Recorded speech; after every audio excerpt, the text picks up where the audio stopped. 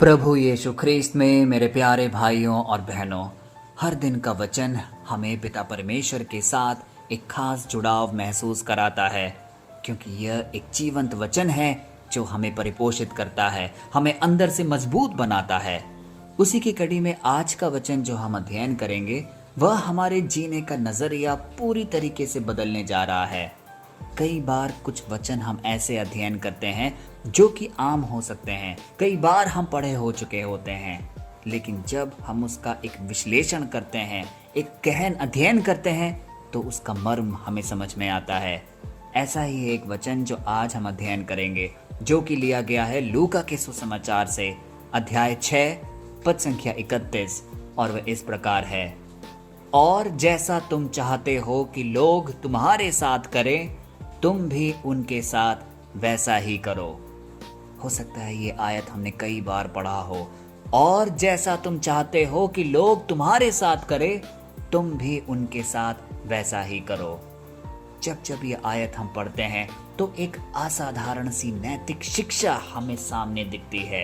एक ऐसी शिक्षा जो हमें आज अपने आत्मविश्लेषण के लिए प्रेरित करती है, एक तरीके से हमें चुनौती देती है कि तुम जैसा अपने साथ व्यवहार चाहते हो वैसा ही तुम दूसरों के साथ करो। अब इसका अर्थ समझने की कोशिश करिए। यीशु मसीह से पहले भी दुनिया में यह नियम मौजूद था। यह कोई नया नियम नहीं है, लेकिन वह हमेशा नकारात्मक रूप से सिखाया जाता था। इतिहास के महान दार्शनिक और कई यूनानी विचारकों का भी यह कहना था, जो बात तुम्हें खुद के लिए पसंद ना हो वह दूसरों के साथ मत करो। यानी दुनिया कहती थी कि दूसरों को नुकसान मत पहुंचाओ, लेकिन यीशु मसीह ने क्या किया? यीशु ने इतिहास में पहली बार इस नियम को पलटकर सकारात्मक बना दिया। यीशु मसीह ने यह नहीं कहा कि सिर्फ बुराई मत करो, उन्होंने कहा कि कदम बढ़ाओ, नया पहल अपनाओ और सक्रिय रूप से दूसरों का भलाई भी करो। यह एक बहुत बड़ा क्रांतिकारी बदलाव था। स्वार्थ के केंद्र को तोड़ने की यह एक खूबसूरत आह्वान थी। मूल यूनानी पाठ में यह नियम मानव स्वभाव की सबसे बड़ी कमजोरी यानी स्वार्थ पर एक कड़ा प्रहार था। इंसान हमेशा ये सोचता है कि लोग मेरे साथ अच्छा व्यवहार क्यों नहीं करते, मुझे आदर क्यों नहीं करते, मुझे वो सम्मान क्यों नहीं मिल पाता।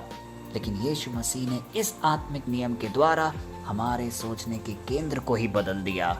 उन्होंने कहा कि दूसरों से अपेक्षा करने से पहले तुम खुद को उनके स्थान पर रखकर देखो। यह एक तरीके से पूरी व्यवस्था और भविष्यवक्ताओं का निचोड़ को हमारे सामने रखता है। मत्ती के सुसमाचार में अध्याय 7 पद संख्या 12 में यीशु मसीह इसी नियम को दोबारा दोहराते हैं और एक तरीके से व्यवस्था और भविष्यवक्ताओं का केंद्र इस नियम को मानते हैं। प्यारे भाई और बहनों, आज के इस दौर में जहां सोशल मीडिया और आधुनिक संस्कृति में केवल अपने बारे में सोचो इस बात का प्रचलन है, यह नियम एक स्वर्णिम नियम की तरह हमारे सामने खड़ा है। आज की दुनिया का नियम क्या है? जैसे को तैसा, ईंट का जवाब पत्थर से देना।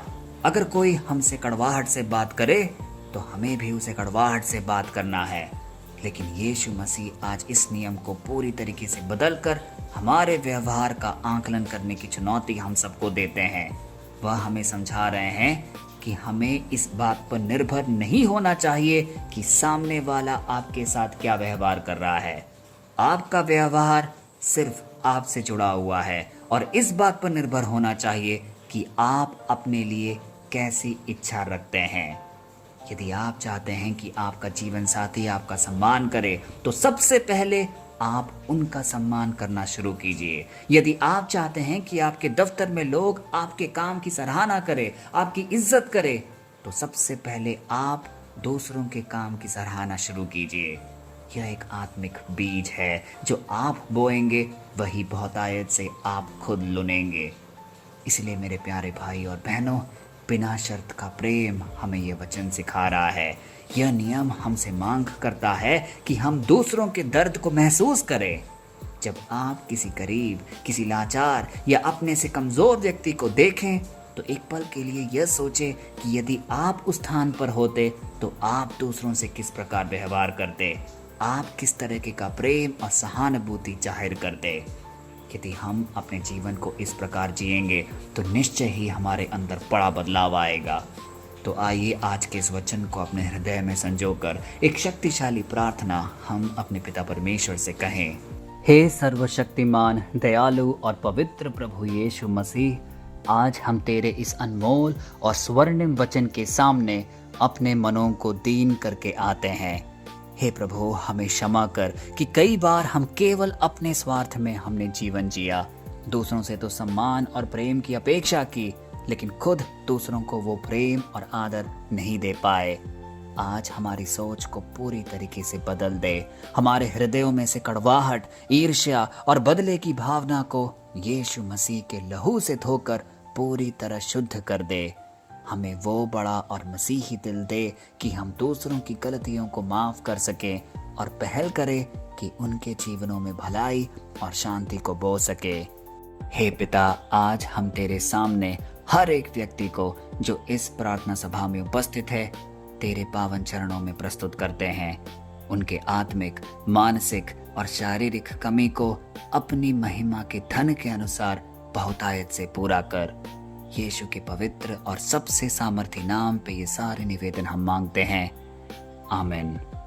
प्यारे भाई और बहनों, याद रखिए, मसीही जीवन केवल कलीसिया में आकर हाथ उठाने या सिर्फ बुराई से बचे रहने का नाम नहीं है। मसीही जीवन का असली प्रमाण तब दिखता है जब आप बाहर की क्रूर और मतलबी दुनिया में जाकर अपनी तरफ से प्रेम, दया और भलाई की पहली शुरुआत करते हैं। आज के बाद यह शिकायत करना बंद कर दीजिए कि दुनिया में प्यार खत्म हो गया है। उठिए और अपनी जीभ, अपने व्यवहार और अपने कामों से खुद उस स्वर्णिम नियम की जीवित गवाही बन जाइए। जब जब आप मसीह के इस नियम को अपने जीवन में लागू करेंगे तो पूरा स्वर्ग आपके पक्ष में काम करेगा। आपके बिगड़े हुए रिश्ते सुधरने लगेंगे और आपका पूरा घराना परमेश्वर की अलौकिक आशीषों से फलता फूलता रहेगा।